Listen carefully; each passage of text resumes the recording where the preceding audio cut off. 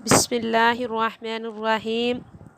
نبی صلی اللہ علیہ وسلم نے فرمایا تھا کہ اذان اور اقامت اور جو ہی اذان ہوتی ہے اور نماز کھڑی ہونے کے دوران یہ 10-15 منٹ کا وقفہ ہوتا ہے۔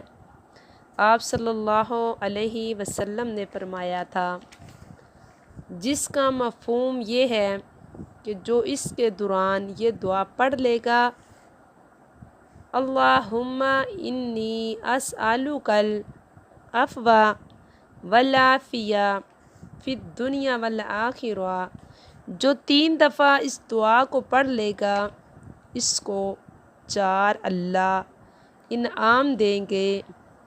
پہلا نام اس کو یہ ملے گا، اللہ تبارک تعالی اسے ایسی بیماری نہیں لگنے دے گا جس بیماری کی وجہ سے موت آ جائے، یعنی خطرناک بیماری سے اللہ اس کی حفاظت فرمائیں گے، نمبر 1۔